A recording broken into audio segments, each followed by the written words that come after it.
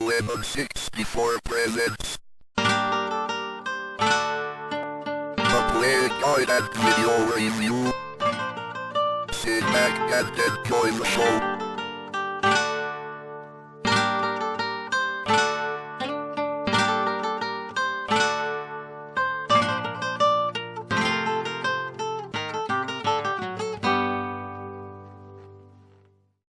Hey there, welcome to another Lemon 64 play guide and review. In this week's episode, we'll be checking out Dragon's Lair, developed and published by Software Projects on the Commodore 64 in 1986.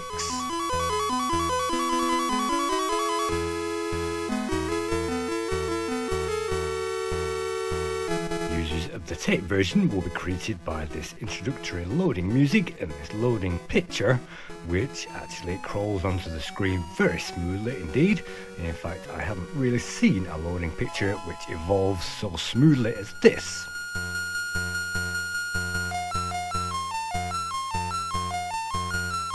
I think it's great that this game has loading pictures and loading music, because it will take at least 3 minutes to load.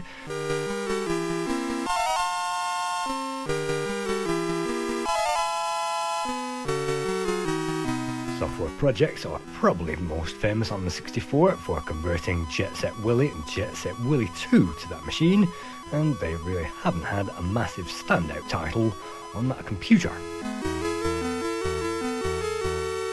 After that, we'll be presented by a screen telling us to reset the tape counter back to 0 in case we die, and then we can press the spacebar to reveal a story.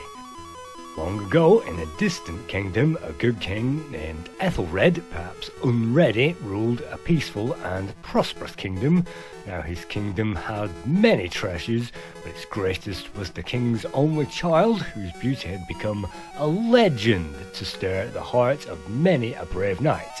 They came from afar to seek fair Daphne's hand in marriage, but her heart was given to another.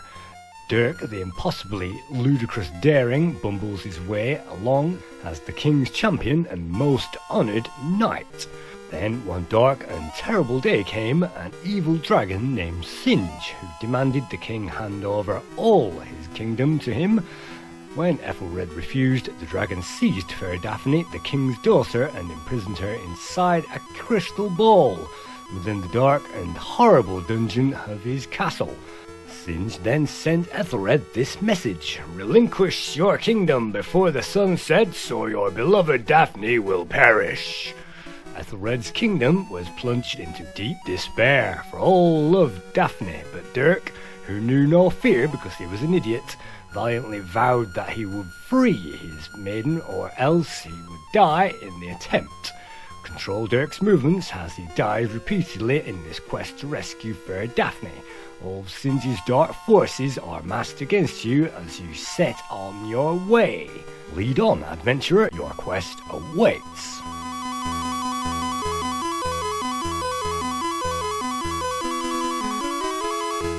After all that, we are presented with the introductory screens, which give us the credits of this game, and the guys who made this should be very ashamed of themselves, because this really isn't a patch on the original Laserdisc game and the very first home conversion, which was released for the Coleco Adam in 1983.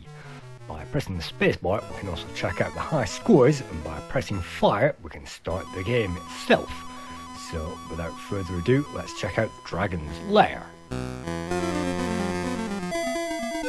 The very first thing we need to do on the first level is to press fire on the very edge of that first platform to jump into a sinking disc.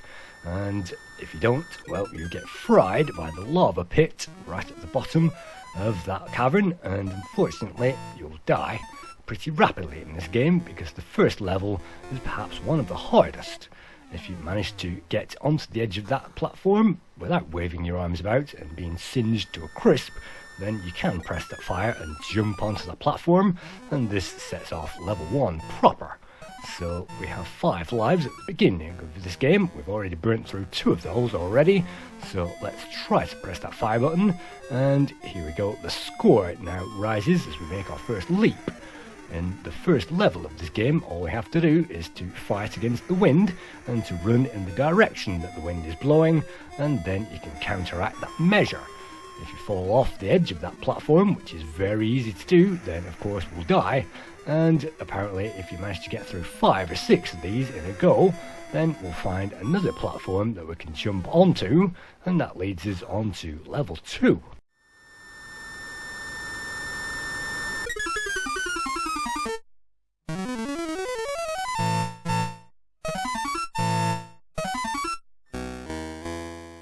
The C64 version of Dragon's Lair has 9 levels. Number 1 is the falling disc, then you'll move on to the skull hallway. Number 3 is the burning ropes. Number 4 is the weapons room. Number 5 is ramps and the giddy goons. Level 6 is tentacle room. Number 7 is the second falling disc. And level 8 is the checkerboard, before on level 9 you face the dragon. Given that I used to play this game very much and I tried to practice this game, I never actually got further than level 2, and you won't see me even getting this far on this return playthrough.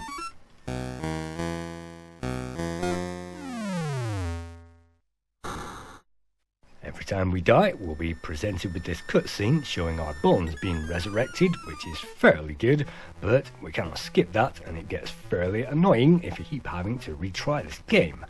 So you can see we made the high score table, and we are going to have to retry this game.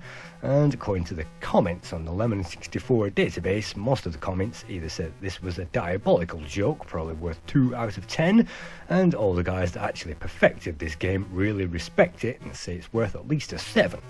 But I find this first level is really hard, and they followed this game up with Dragon's Lair 2 Escape from Singe's Castle in 1987, and that really was hard, but I find that game actually was a little easier than this, simply because I cannot get off level 1. The coder of this masterpiece was John Darnell, who's probably most famous for creating Kane in 1985 for Mastertronic. He followed that up with Kane 2 in 1988, and between those he created the conversion of Jet Set Willy 2 onto the 64 in 1985.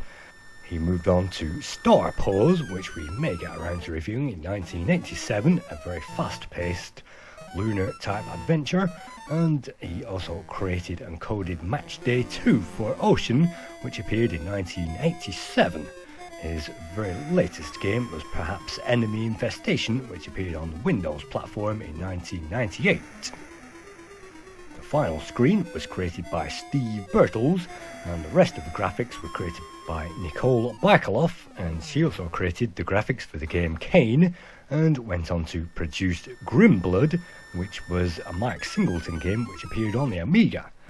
And finally, the music and the sound effects were both created by Colin Porch, and Colin Porch created the Head Over Heels game, originally by John Rittman, of course, to the C64 and the Amiga in 1987, and Colin Porch also coded Operation Wolf for the C64 for Ocean in 1987.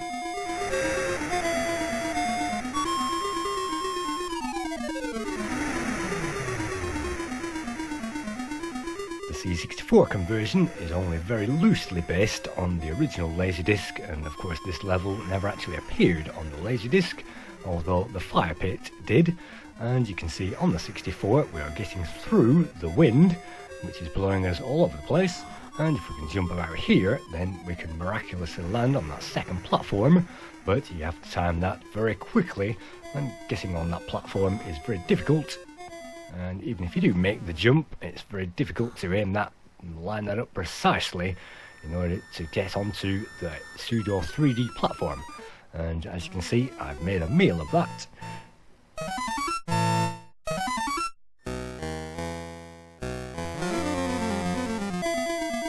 I had this on the original cassette, and a friend of mine also got this when it was re-released by Elite, and he took this home thinking that it was a great game, and I went home with him, and I absolutely got kicked out of his house by swearing too much as we both tried to get off level 1. I played the game already, so I knew exactly how hard it was, but he threw his joystick down in frustration and never touched it again.